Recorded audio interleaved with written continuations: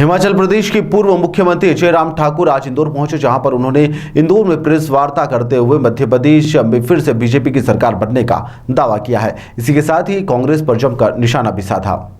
मध्य प्रदेश में एक बार फिर से सत्ता पर काबिज होने के लिए बीजेपी लगातार प्रयास कर रही है। वहीं पर 17 नवंबर को होने वाले विधानसभा चुनाव के लिए भाजपा के पक्ष में अधिक से अधिक मतदान हो, इसके लिए अब इंदौर शहर में अन्य राज्यों से वरिष्ठ नेताओं के द्वारा यहां पर इंदौर पहुंचकर प्रेस वार्ता ली जा रही है। जहां पर इसी कड़ी में हिमाचल प्रदेश के पूर्व मुख्यमंत्री जयराम सिंह ठाकुर आज इंदौर पहुंचे, जहां पर उन्होंने हिमाचल प्रदेश में कांग्रेसियों के द्वारा किए गए वादों और दावों को बताते हुए कहा कि कांग्रेस पार्टी लोगों से झूठ बोलकर सरकार बनाने की कोशिश करते हैं। उन्होंने कहा कि कमलनाथ की 18 महीने की सरकार का जिक्र इस दौरान उन्होंने कहा कि कांग्रेस ने वादे किए थे और वह वादे पूरे नहीं हुए, लिहाजा इस बार जनता प्रदेश में बीजेपी को ही चुनेगी और भारी बहुमत से भाजपा फिर से सरकार बनाएगी।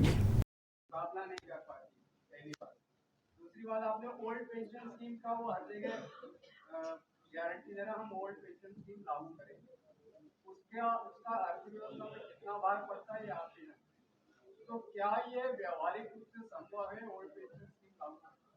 देखिए, एक बात को लेकर के मैं पहली बात एक तो जहां झूठा प्रचार हो रहा है और झूठे प्रचार में जनता भ्रमित ना हो, ये हमारा दायित्व बनता लोकतांत्रिक व्यवस्था के अंतर्गत कि हम उसका पटाक्षेप करें, उसका पर्दाफाश करें।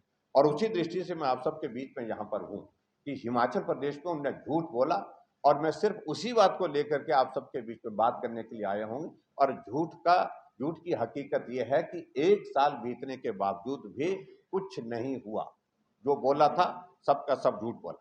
दूसरा पार्ट आपका जो ओपीएस से संबंधित है, और उस पर भी मैं आप सबके बीच में ये कहना चाहूंगा, अभी तक ओपीएस के सिलसिले में हिमाचल प्रदेश में ऑप्शंस मांगे जा रहे हैं और जो पैसा कटता है, जो पीएफआरडीए में जाता है, उस पैसे को वो क्लेम कर रहे हैं कि ये पैसा जो है वो प्रदेश सरकार को वापस दिया जाए। जो पीएफआरडीए ने बड़ा स्पष्ट कहा है कि ये पैसा स्टेट गवर्नमेंट को नहीं दिया जा सकता है, ये इंडिविजुअल उस कर्मचारी का पैसा है, उसी को जाएगा। लेकिन इस तरह से सबसे बड़ी बात तो जब एमओयू में एंटर किए हैं, यहां पर मुझे मालूम नहीं कब हुए, हिमाचल प्रदेश में ओपीएस जो है 2003 में जो है कांग्रेस की ही गवर्नमेंट में लागू हुआ था। मतलब ओपीएस से एनपीएस में जब आए थे तो 2003 में जब कांग्रेस की सरकार थी, वीरभद्र सिंह जी वहां पर मुख्यमंत्री थे, वही थे। जब एक बार आप एमओयू में केंद्र सरकार के साथ एंटर कर चुके हैं तो आपकी कमिटमेंट है, और जो पैसा जो वापिस मांग रहे हैं वो मार्केट में अलग टर्म्स एंड कंडीशन के साथ इन्वेस्ट किया हुआ होता है, या फिर आरडीए का मानना ये है। तो ऐसे में मुझे सिर्फ यही कहना है कि उसका जो फाइनेंशियल इम्पैक्ट जो आएगा वो बहुत ज्यादा आएगा, और ऐसे में डेवलपमेंट के काम प्रभावित निश्चित रूप से होंगे।